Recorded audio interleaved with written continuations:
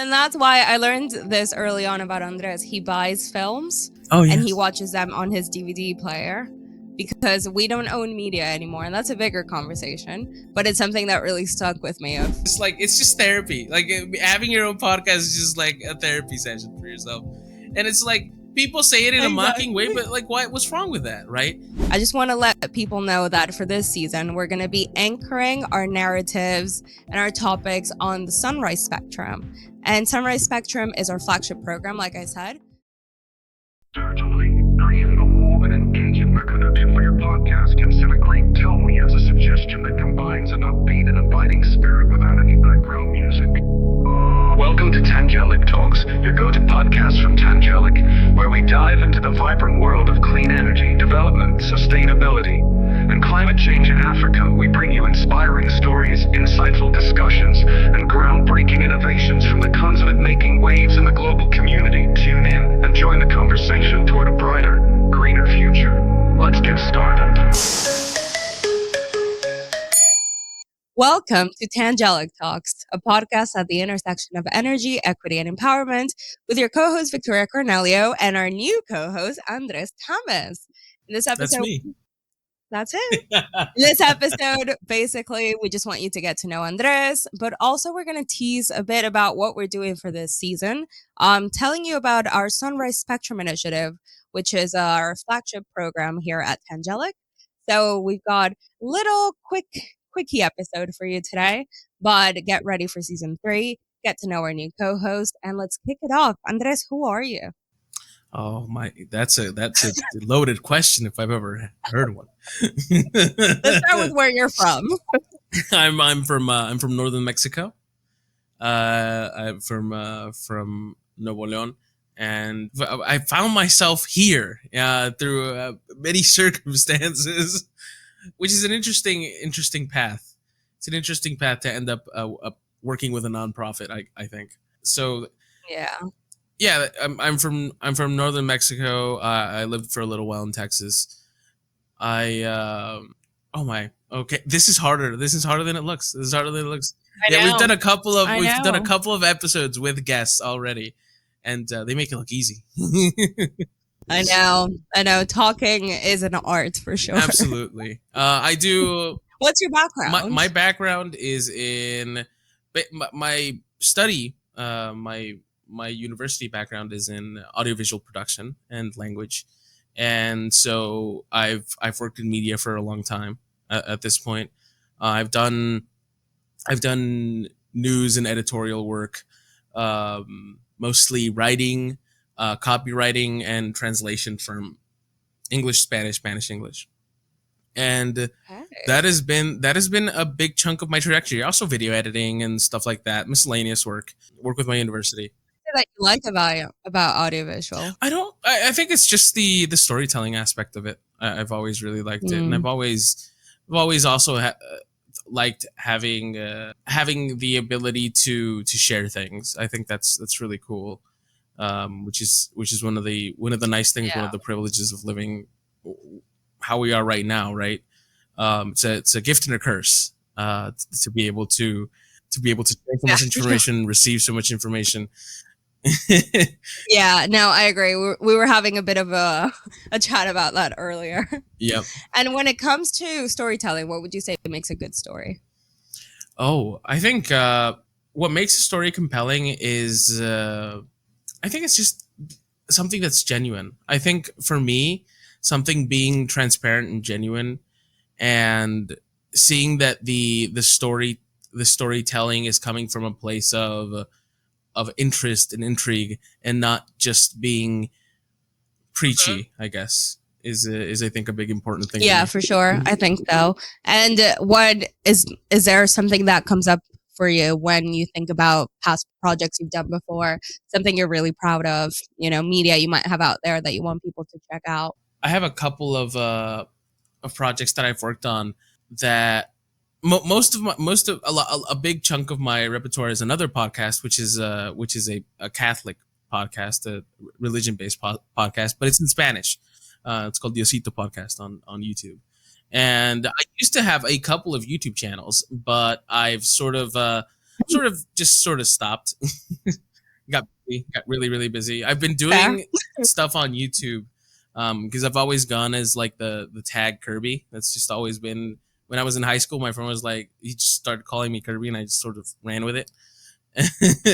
I don't know why. um, and so like I have a right now I just have a channel called Kirby's Cave, and I intend to do gaming there, and I do uh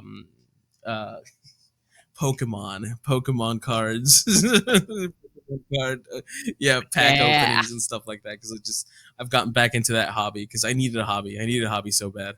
Other than that, like I have a couple of short films, but honestly, you make a short film and then you lose track of it. You have no idea where it is on what platform it is. It's like it well How does that because happen? things change. Like things change. Like for example, I worked on a short film. It was about the it was a really interesting little animated film. I did the final cut for it in editing, and I know it was up on a certain platform, and then it disappeared from that platform, and I have no idea where it is now. It's like, I mean, I could host it myself for my portfolio, but honestly, if I were to direct people towards it, no idea where it is. My gosh. Okay. Then that's why I learned this early on about Andres. He buys films Oh and yeah, he watches them on his DVD player because we don't own media anymore. And that's a bigger conversation. But it's something that really stuck with me of you do really value media and being able to find things and own your own work, yeah. right? So maybe if you ever find that short film, maybe press it into a DVD. Yes.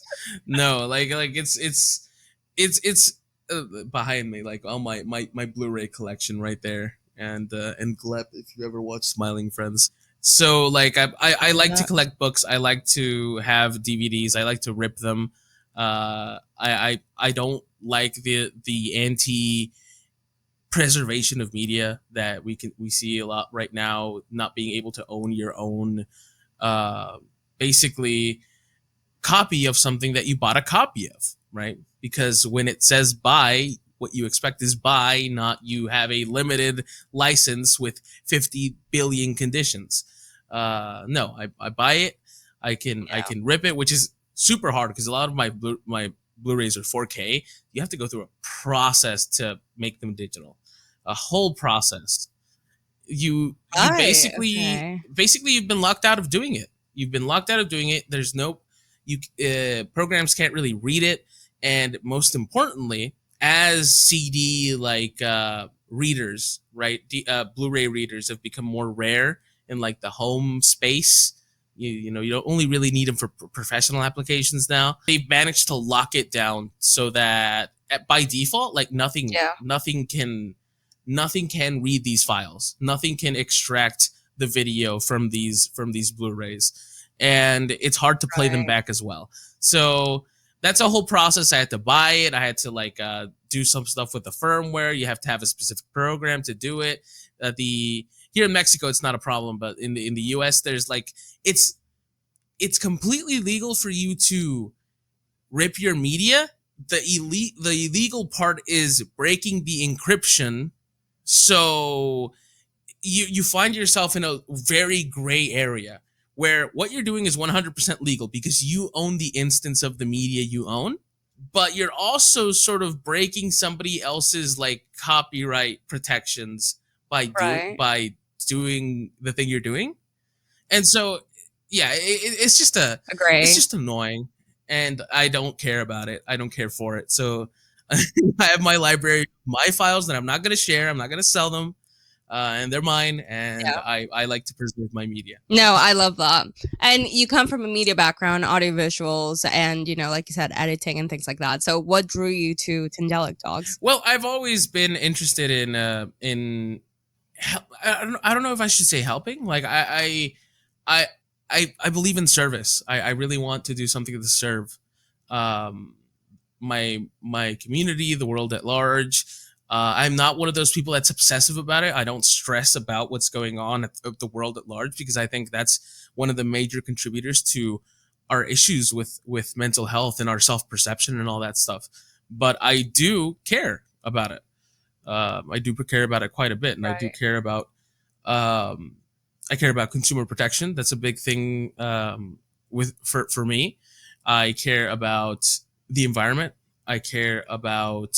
I'm a very like a big tree hugger. I just love nature, and so I care about all these things. And I was reached out to. I'm on a freelancing site, and I was reached out to by Justin, and so who I believe is the chairman of Tangelic, right? And so we started talking, and I was like, he was like, hey, we do this nonprofit thing. This is I think you would be great as a co-host. I was like, oh, that's really cool. I really want to do it. I just want you to know that I am a big skeptic when it comes to nonprofits. Like I just don't trust me. He's like, that's perfect.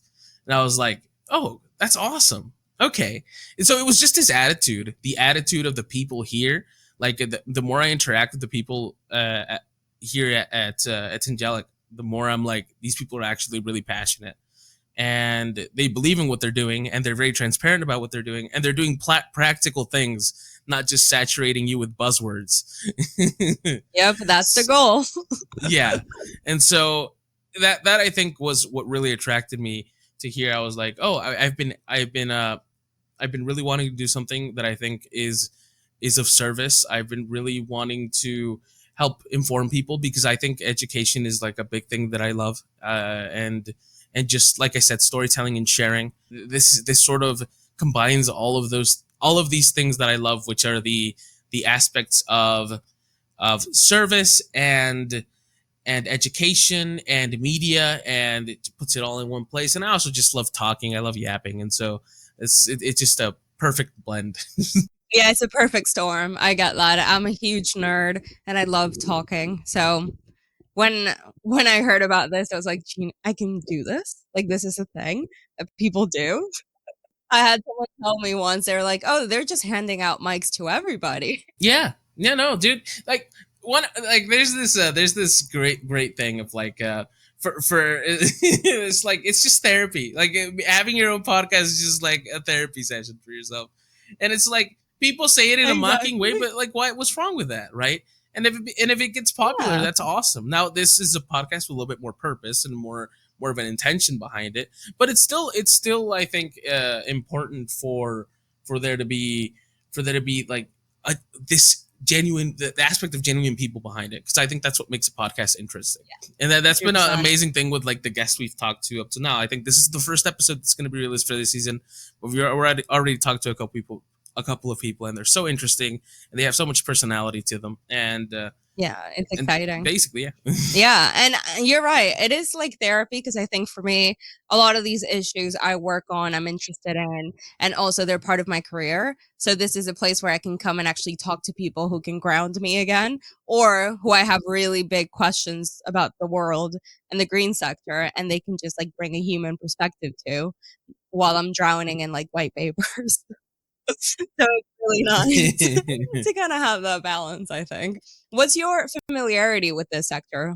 Was it something you were involved in before? Is it something you're discovering now? No, it's something that I was sort of tangentially involved with when I used to do sort of gathering data and writing for like new stuff. Like I understand what the sector is, and I understand what the problems at large are. I don't understand a bunch of the lingo.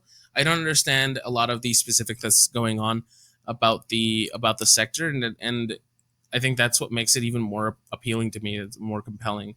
It's like one of those things that like you know about and you're passionate about. You just don't know the way people talk about it, I guess. Yeah, for sure. And hopefully with Tangelic Talks and your help here, we'll be able to bring that to the forefront for people. You know, I think a lot of the conversations we have are kind of bringing it from that high level jargon heavy to the more human, and just showing people that it is just people doing things for the planet, good or bad in that sense. But it is just people trying to do human things. Yeah, and depending on what side on what topic you care about, like you end up in a bubble of people that can be like on a certain political spectrum or a certain like social spectrum, and so you basically isolate yourself. So if I'm with my circle that care about consumer rights a lot, and then I'm in my circle that cares about the environment a lot, I'm with two completely different sections of people that are usually really at odds with each other, and so I don't like that. I want to care about the things I care about, because I care about them, not because like some sort of external force or ideology compels me to. I'm gonna care about the environment. Doesn't matter that I'm not particularly like left wing or whatever, and I'm going to care about. I'm going to care about, consumer rights, and I'm going to care about people's freedoms. Doesn't matter that I'm not necessarily super right wing or whatever. 100%. And I think it is like humans are, we can relate to things and then take it very different ways, but we can connect in, I don't know, core beliefs. And then however those manifest in the way that we show them can be different. But at the end of the day, we are trying to do the same thing, maybe coming at it from different ways, for sure. Yes. Yeah, which is a hard thing about being part of a society. But this is Andres, and we're really excited to have you here. I just want to let people know that for this season, we're going to be anchoring our narratives and our topics on the Sunrise Spectrum. And Sunrise Spectrum is our flagship program, like I said. And it's basically just a project that we are looking to implement in rural Ghana, where we're lighting homes with solar systems, replacing harmful cooking fuels with clean cook stoves, also powering schools, clinics, and community hubs with solar microgrids. The idea is to train locals in solar tech to grow the clean energy economy from within, make it a self-reliable, self-sustaining project. The idea is that, we see a lot of solutions, and we've talked a lot on this podcast about solutions that come from the top down. So all of these things are rooted in pillars that the community has told us about, that our partners in the field know about. And we also want to center gender equity in this conversation, because in certain cultures, there's a lot of limiting beliefs and limiting training when it comes to gender equality and gender equity in these spaces. So we really want to champion that.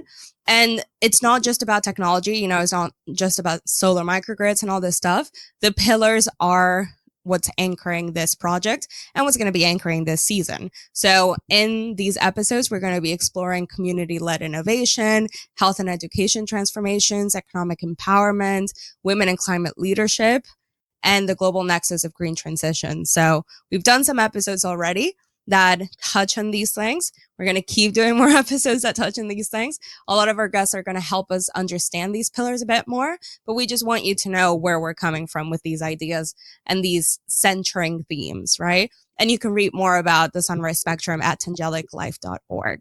Did I miss anything? I think you did good.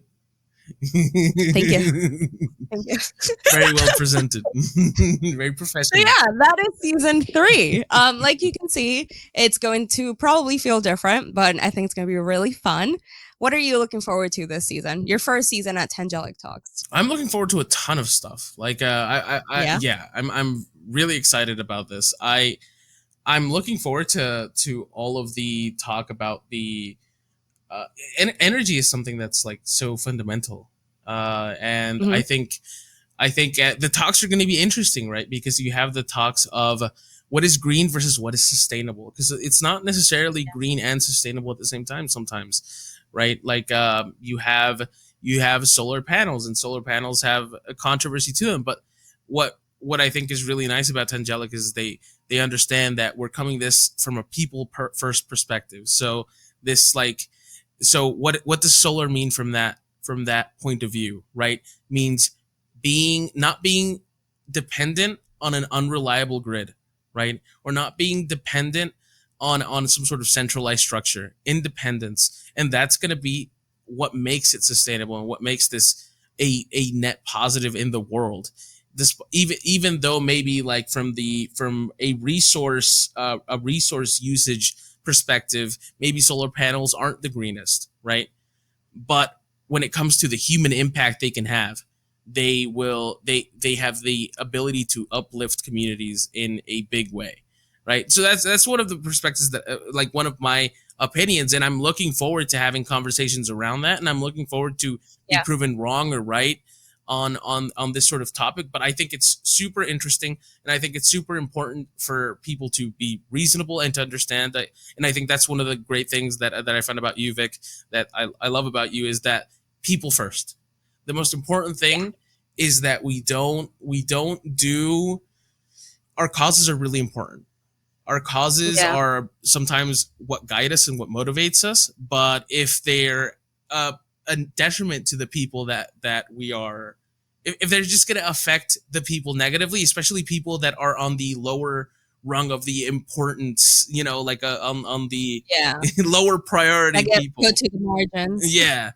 And people are sometimes very, very okay with, well, if it negatively affects them, you know, it's for the greater good. No, it's people first. This is about helping. Yeah, people first is important. 100%. And I think I've always been very people focused, but I think something that I found really funny was that we had Eric Schunkweiler last season saying, oh, you could survive the apocalypse to have the bragging rights, but like, who are you going to brag to? You know, like community focus, people focus. It's not about just, you know, you having a good microgrid, because if the world powers down, you're going to be okay. It's about the community having it, the community owning it at the end of the day, the community being the ones. Exactly. Yeah, because a lot of these, you know, you see a lot of volunteer trips where people get dropped somewhere to build a house, and then something goes wrong with the house and the locals don't know what to do because they weren't trained on how this works or that works or blah, blah, blah. And then it kind of falls apart. So we're very aware of that. And I think the Sunrise Spectrum really takes that into account. You can read, you know, all the technical stuff, because as much as jargon is annoying, we do have technical reports that you can read if you're interested in more of the nitty gritty. But on its, you know, face, we also have a very nice video on YouTube that kind of goes through it in a more, you know, chill way. And I think it did pretty well explaining it. So, you know, you've got some more information, but just keep in mind that this season, a lot of the topics we're looking at are around that and are looking into why these kinds of conversations are so important, right? So hopefully you enjoy season 3. If you have any suggestions or people you think we should speak to, or you want to come speak to us, send us an email at support@, that was a weird way to say it, but support at tangeliclife.org. Or you can find us also on tangeliclife.org/Tangelic Talks. And there we have a form to apply to be a speaker as well, if you're interested in coming in and joining these conversations. Anything else? Very well put, Vic. That was very cool. I love it. Amazing. Well, thank you guys. This was just a quick tease. We'll see you next week with our first guest, our first interview, and our first official episode of season 3 of Tangelic Talks. Take care. Have a good one.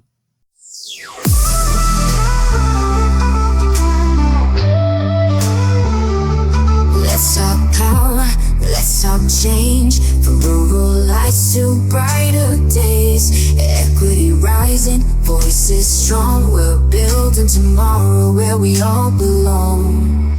Tangelic Talks, energy, equity, pride. Empowering the world, side by side. A spark becomes a fire, a vision that's true. Together we rise, it starts with you.